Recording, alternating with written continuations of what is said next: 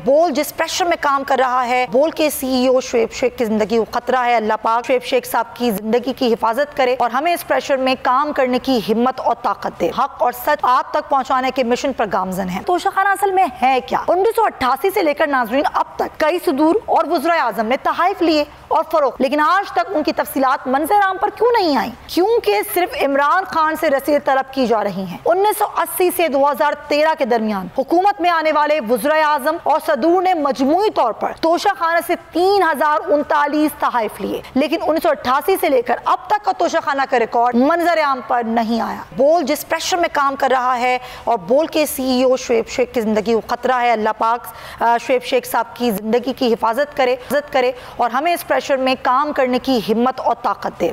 हम चाहते हैं कि आप भी हमारे लिए खुसूसी तौर पर दुआ करें इस सारी सूरत हाल में, क्योंकि हम हक और सच आप तक पहुंचाने के मिशन पर गामजन हैं।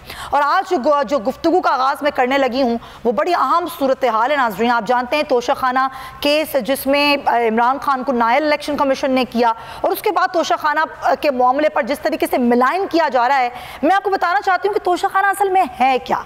1988 से लेकर नाज़रीन अब तक कई सदूर और वज़राए आज़म ने तहाइफ लिए और फरोख्त किए, लेकिन आज तक उनकी तफसीलात मंजर आम पर क्यों नहीं आई? क्योंकि सिर्फ इमरान खान से रसीद तलब की जा रही हैं।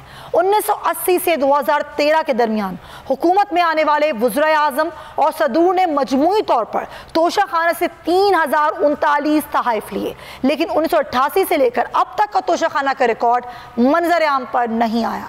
तोशाखाना दरअसल एक ऐसा सरकारी महकमा है जहां सदर मुमलिकत, सरबराह रियासत समेत आला हुकूमती शख्सियात को मिलने वाली बैश क़ीमत जो गैर मुल्की तहाइफ हैं वो महफूज किए जाते हैं।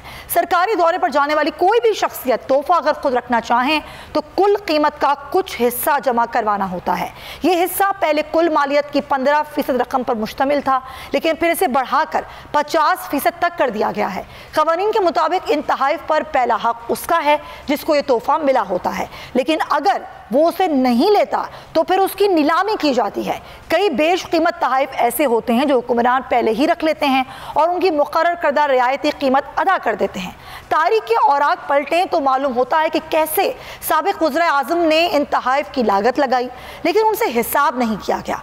शौकत अजीज़ जब दौरे नेपाल पर गए तो गवर्नर नेपाल ने उनकी बेगम साहिबा को 2 रेशमी स्कार्फ तोहफे में दिए। वापसी पर उन स्कार्फ की कीमत सिर्फ 50 रुपए लगाई गई, मतलब 25 रुपए फी स्कार्फ। इसी तरीके से बरतानवी वज़ीर आज़म टोनी ब्लेयर जब पाकिस्तान के दौरे पर आए तो शौकत अजीज़ के लिए तोहफ़ा लाए जिसकी कीमत सिर्फ 2000 रुपये लगाकर तोहफ़ा शौकत अजीज़ को थमा दिया गया। शहज़ादा चार्ल्स जब पाकिस्तान आए तो अपने साथ एक लेडी बैग लाए जो बेगम शौकत अजीज़ को तोहफे के तौर पर दिया गया। उसकी कीमत अफसरान ने सिर्फ 300 रुपये लगाई और बेगम साहिबा को वो तोहफा दे दिया गया। बेगम परवेज़ मुशर्रफ को दौरा सऊदी अरब के मौके पर एक ज्वेलरी बॉक्स मिला। खोला गया तो उसमें necklace, diamond set, bracelet, gold set और दीगर अशिया निकली। वतन वापसी पर इस ज्वेलरी बॉक्स की कीमत कम कराते कराते भी 17 लाख रुपए लगाई गई। जिन्होंने शौकत अजीज तोहफे की कीमत 2000 रुपए, 3000 रुपए, 300 रुपए या फिर 2500 रुपए फी स्कार्फ लगाई थी, वही इस ज्वेलरी बॉक्स की लागत लगा रहे थे, लेकिन तमाम तर कोशिशों के बावजूद लागत 70 लाख रुपए तक ही ला सके। 10% अदायगी की गई और ज्वेलरी बॉक्स सबा शरीफ अपने साथ ले गई। ऐसे ज्वेलरी बॉक्स या कीमती तहाइफ हर दफ़ा पाकिस्तान को जो भी वज़ीर आज़म या सदूर दौरा करने जाता है उनकी बेगम साहिबा को मेज़बान पेश करते हैं। उन तहाइफ में इतनी बड़ी गड़बड़ की गई कि उस वक्त गिलानी जरदारी और नवाज शरीफ नैब में तोशाखाना रेफरेंस का सामना कर रहे हैं। पहले अगर तहाइफ की तफसील कौमी असम्बली या सेनेट मांग लेती थी तो काबीना डिवीजन वो सब तफसीलात पार्लियामेंट में पेश करते थे, लेकिन जब मियाँ नवाज शरीफ साहब तीसरी दफ़ा वज़ीर आज़म बने तो उन्होंने दुनिया के 100 से ज़ायद मुल्कों का दौरा किया और उन्हें एक बहुत बड़ी तादाद में तहाइफ मिले।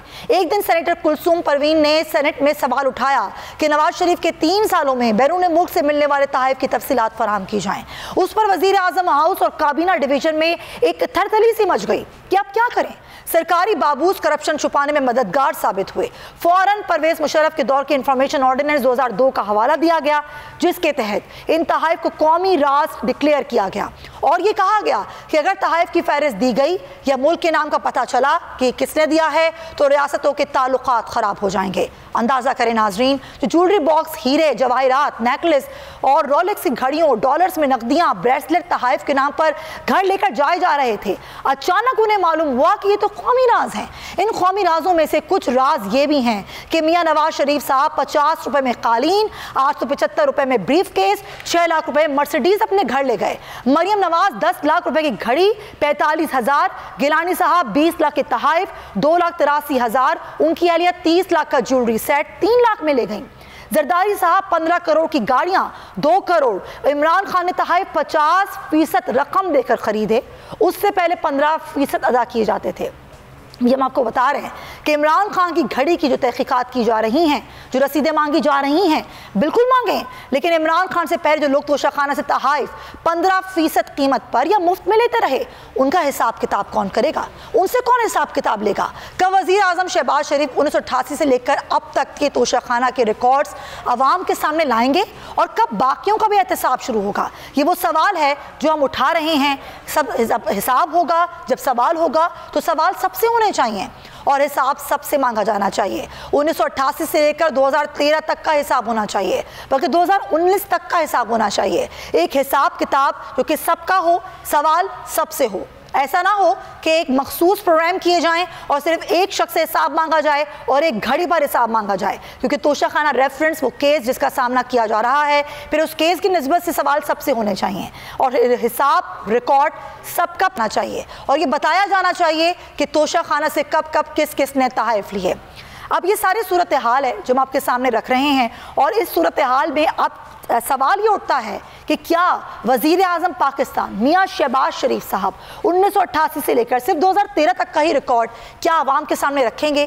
क्या वो बताएंगे कि किस किस ने कब कब तहाइफ लिए और कौन कौन किस किस कीमत पर ये तहाइफ अपने घर ले गया?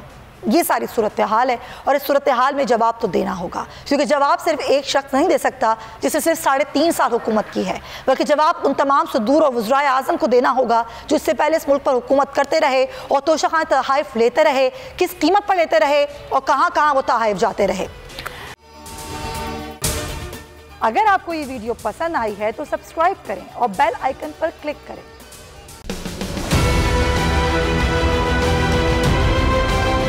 बोल ने हमेशा हक और सदाकत का साथ दिया, सच के साथ खड़ा रहा। हम हैं मिसाल अब्र, मगर इस हवा से हम डर कर सिमट ही जाएंगे, ऐसे भी हम नहीं। बड़ी मुश्किलात, बड़े बड़े चैलेंजेस, सिर्फ बोल खड़ा रहा, बोल डटा रहा। है उसकी आदत डरा रहा है, मेरी फितरत डरा नहीं हूँ मैं, और ये ईमान की ताकत की वजह से। सहाफत पर जब भी कड़ा वक्त आया, सिर्फ बोल खड़ा रहा, आवाज उठाता रहा हकीकी सहाफत के लिए। इंशाअल्लाह अल्लाह बेहतर करेगा, हक बातिल पे गालिब आके रहेगा। बोल को है जरूरत अवाम के दुआओं की। I love बोल को वेलकम आजादी मार्च के लिए मैं बोल को मैं दाद देना चाहता हूँ। बहुत अच्छी कवरेज की है, ये मार्च की तो जबरदस्त कवरेज की, बोल की प्रॉब्लम सबसे बेस्ट है। इज़हार आसाती के लिए, पाकिस्तान के लिए, पाकिस्तानी अवाम के लिए।